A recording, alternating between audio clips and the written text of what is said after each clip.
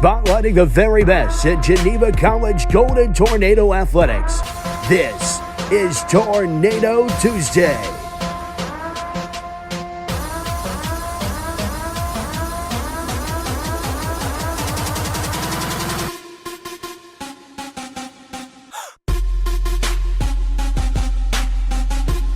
And now, here are your hosts, Van Zanik and Andrew Fee. Welcome back to Tornado Tuesday's second episode of 2021. We're still virtual, which is exciting. We can do it in the comfort of our own homes, but we're really looking forward to this weekend getting started with some basketball, hopefully.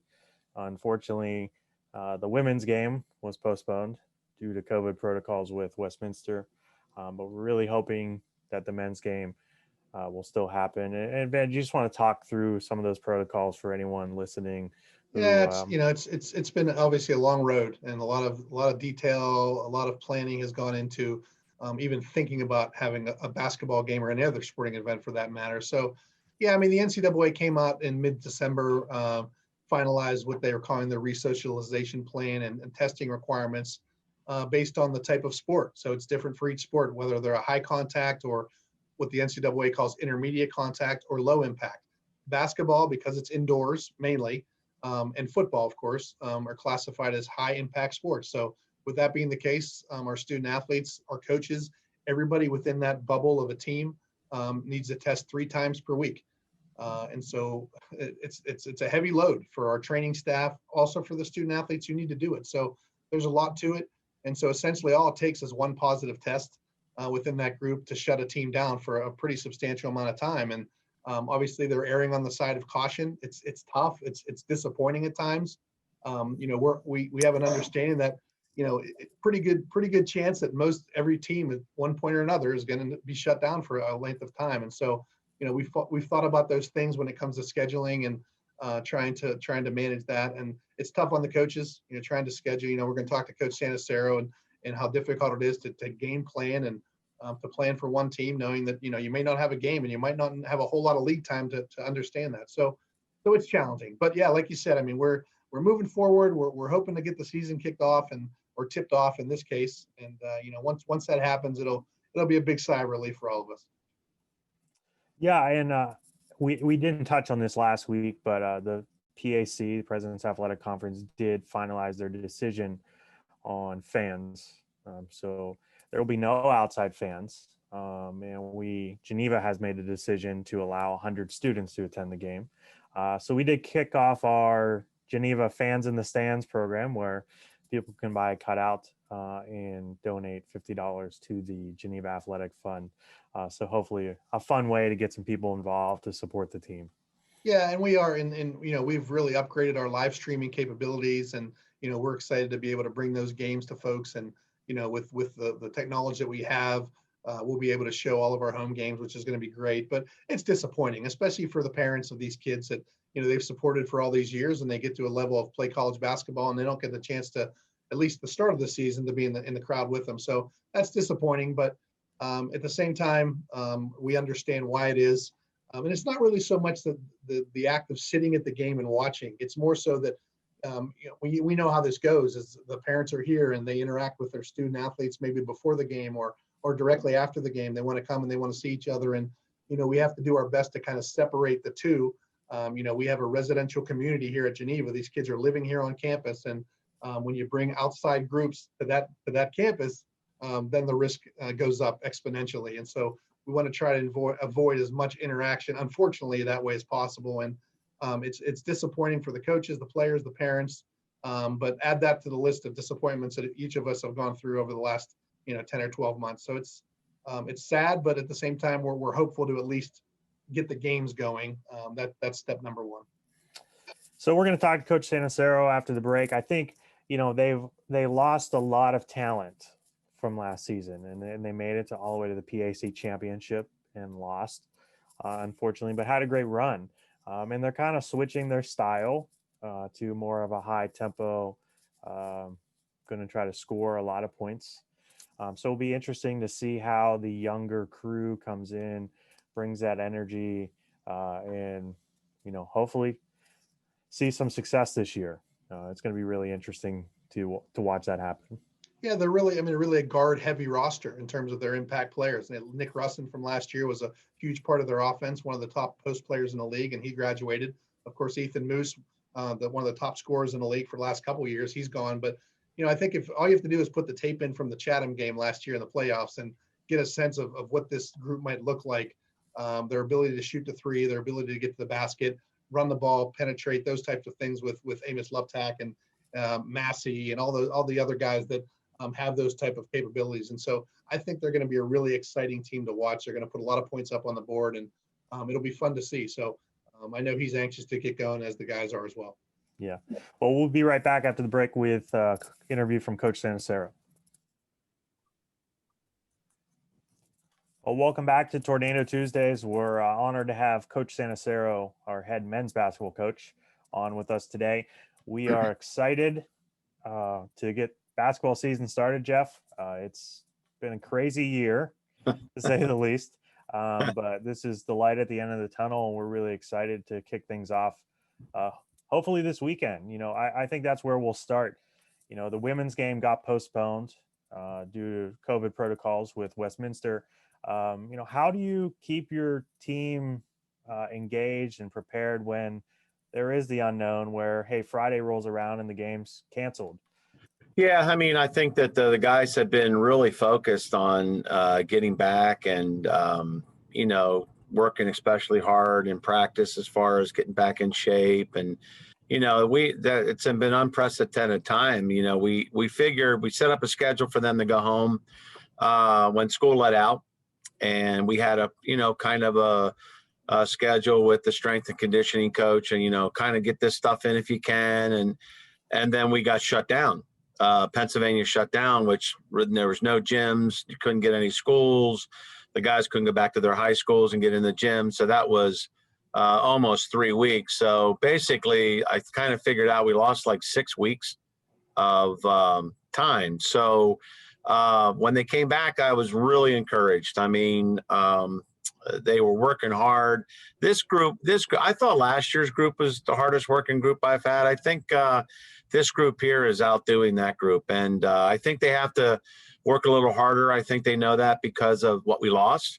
But I think there's a renewed vision and focus this year, continuing on what we did last year. And I've been really, really impressed. We had an inter squad the other day, and we put up 100 points, which is really, really good. And defensively, they were better, than they have been. So I was really encouraged by the progress that we came up after the scrimmage.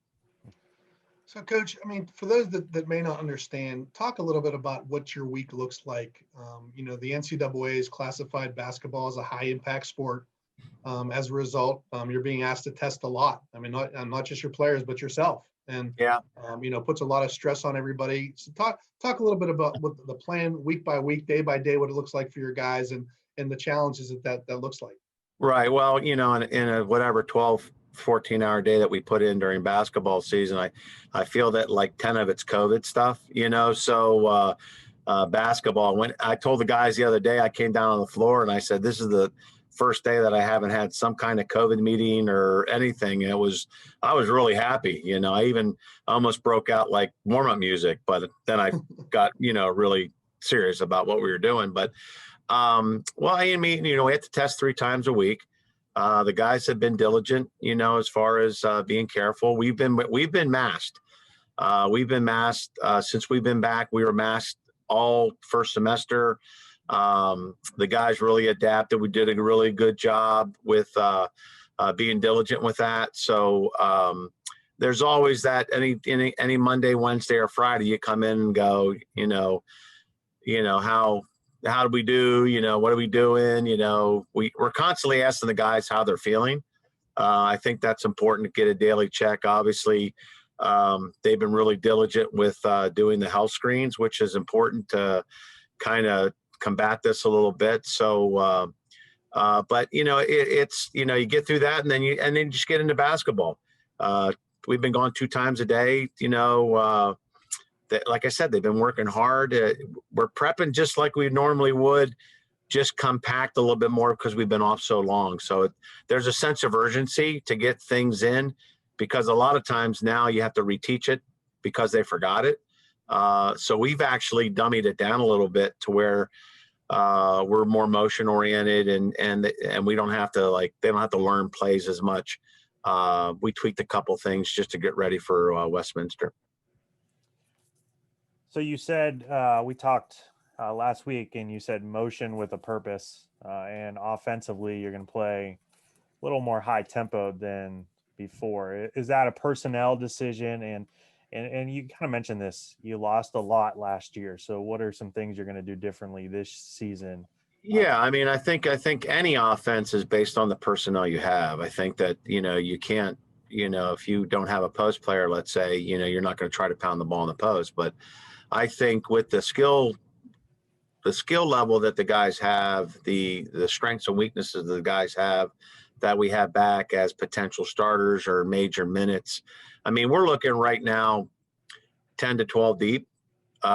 Just with well, I think you have to prepare to do that anyways, because you may not know who you have playing that day. But I think that we hit on something last year at the end of the season, probably right after we lost to the Westminster, actually, when we just we're not getting things done. So the guys, came to me and they said, "Coach, can we try to open up a little bit?" And I said, "Yeah, I mean, we got to do something." We had, at that point, had lost 3 in a row, and we kind of hit on something, and got us to the championship game. And when we came into the season, we kind of said, "This is what we're going to do."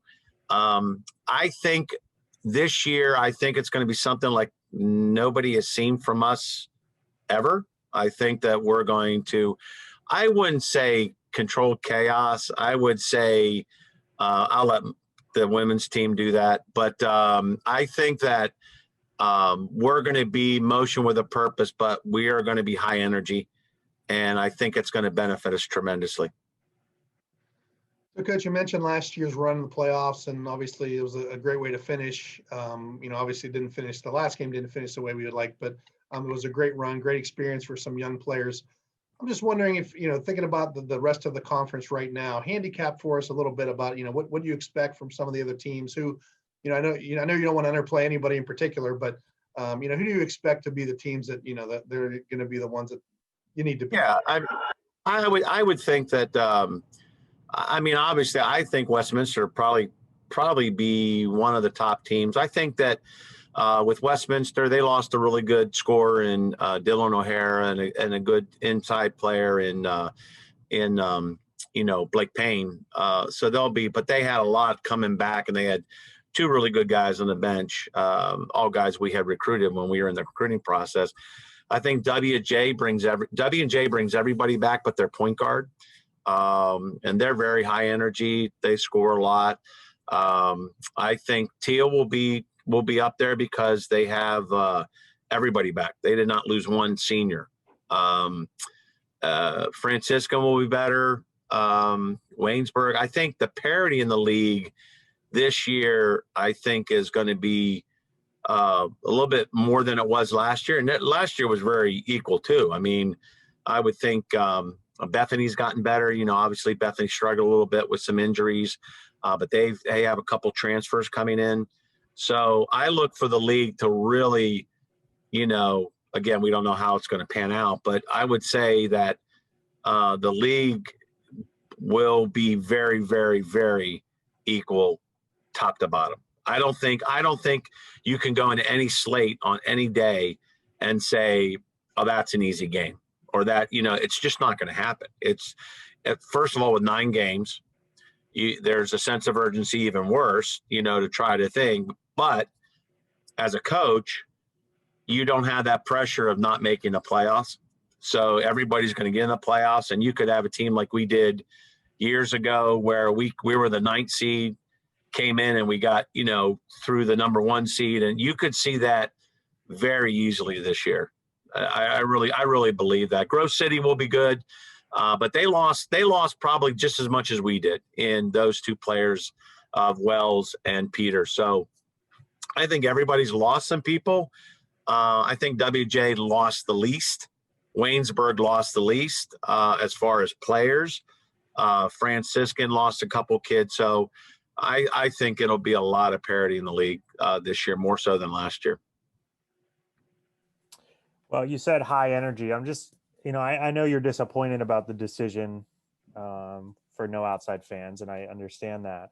How do you have high energy when the gym might not have as much high energy as usual?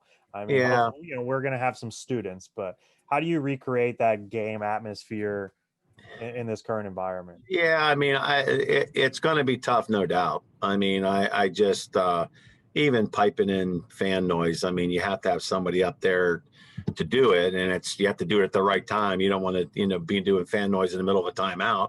But again, you want to have some kind of noise in a timeout because I'm going to be talking at a high pace. You all are going to be talking at a high pace on the radio. And, you don't want to get a note from my brother down in Florida that you're chastising me for the decision I made, in the middle of a timeout. But We never question timeout decisions, by the way. No, I know that. I think that the guys we have, the bench people that we have, I'm thinking like a Nick Echo and obviously Amos, those guys are high end. We're going to create our own energy, I think. 100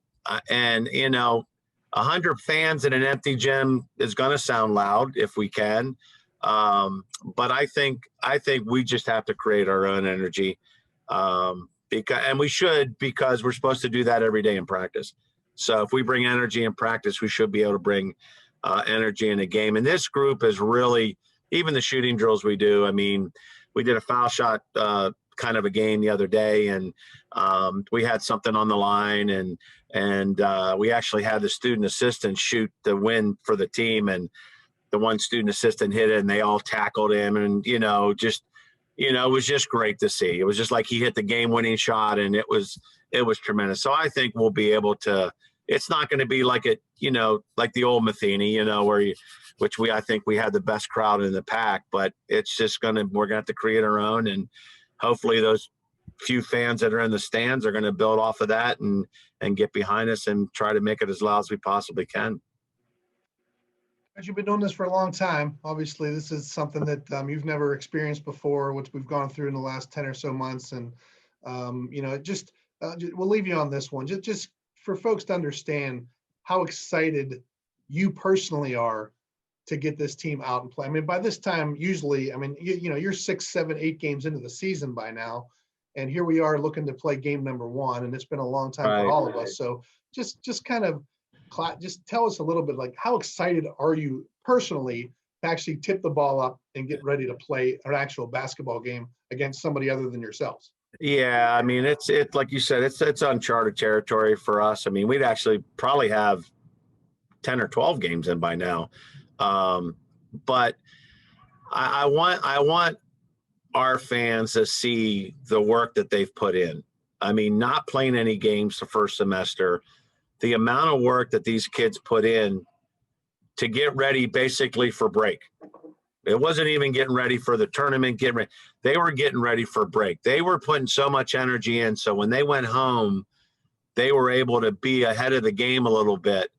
And then to come back and put the work we've done in since January the 9th, come back, and then we have to do small groups for a couple of days just to acclimate. And that first practice, I honestly don't think, I know we haven't had a bad practice since we've been back. I mean, the energy's been good. The camaraderie's been good. The encouragement's been good. The coaches have been engaged. It's been really good. I know that, obviously you and Andrew have walked through practices during time. There's energy in the practice. There's not a lot of standing around. Everything's active and everything like that. So I really want to get on the floor, obviously playing a rival. I think it's one of the top 6 Division III rivals of all time. I think top 3. I mean, to have that be our first game, it's not ideal. You know, you rather kind of work up to that, but be able to present this team, and the unknown is the unknown. You know, you've been off for 6 weeks. You don't know how you're going to respond. Like one of the kids was playing in the scrimmage the other day, and his calf, tightened up on him. That's just being out of shape. That's not anything. You didn't tweak it. You didn't do it. It's just being out of shape. So then you shut him down a little bit. Get him ready because you're anticipating playing, a week from them. So I'm excited to get in front of our fans. How many we have. Obviously the live stream is going to be really huge for us as far as engaging the public. And then hopefully we get the virus under control and we get a couple more fans and parents in the gym so they can see what we got. So I'm excited. I tell you what, I mean, I was excited last year for a lot of different reasons, but I think we had built a process over a 2-3 year time to get to where we were. Then we had some injuries and kids get sick at the beginning of the year. So, we didn't have the record we wanted. Obviously we played a Division I school and, you weren't going to beat them, but the pizza was good afterwards. But I think now with this group, I think it's a new energy. We're building off of what we did last year. We have excitable kids, and we have kids that will bring excitement to the floor, and that'll transpire to hopefully having a pretty good year. Well, thanks for spending some time with us, Jeff, and Van and myself are looking forward to it. I know that we've texted each other how much we're looking forward to playing a real game. Yeah. And maybe being able to report some real scores and some real things on this Tornado Tuesdays. But thanks for spending some time. Quite honestly, Jeff, I mean, we've all been through so much, and our kids have been through so much to get ready for this. So I was talking to President Trout just the other day, and I said, when that ball gets tipped up in the air, it's going to be like a big exhale for all of us. It's like a real game. This is all what we're working towards. And I can imagine how much the kids are just looking forward to actually playing a game. So I think it's good. Yeah. It's kudos good for to them. you and to the kids, because I know we're asking a lot of them to play this year, and hopefully it'll pay dividends in the end. Yeah, I think it will. I really do. I'm excited. Thanks, Coach. Thanks, Coach. Okay, thanks. Well, welcome back to Tornado Tuesdays. Thanks to Coach Santarsiero for some insight going into the start of his season, which will hopefully be Saturday against Westminster College.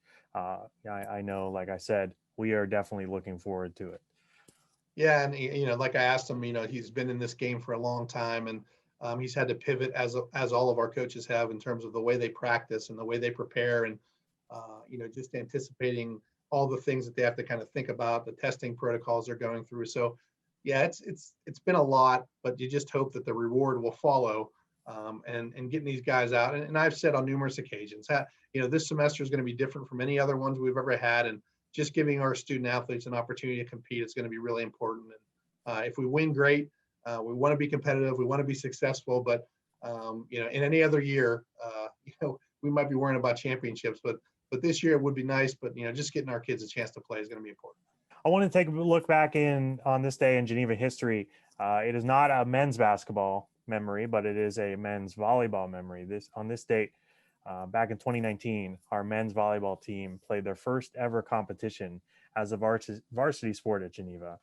Played 2 matches that day, beat Adrian 3-2, and swept Thomas More 3-0. And obviously, the men's team has continued their success since that date, and we're looking forward to them getting back out on the court February 3rd, and hopeful for a full and exciting season.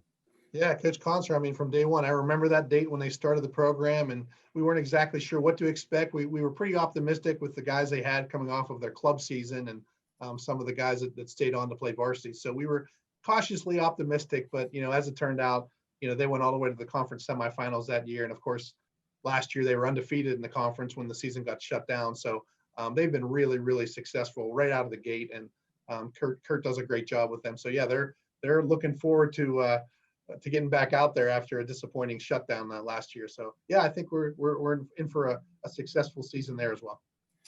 Well, next week we will have Coach Mike Grinder, our women's basketball coach, on the show as hopefully they prepare for a game on Saturday against Franciscan.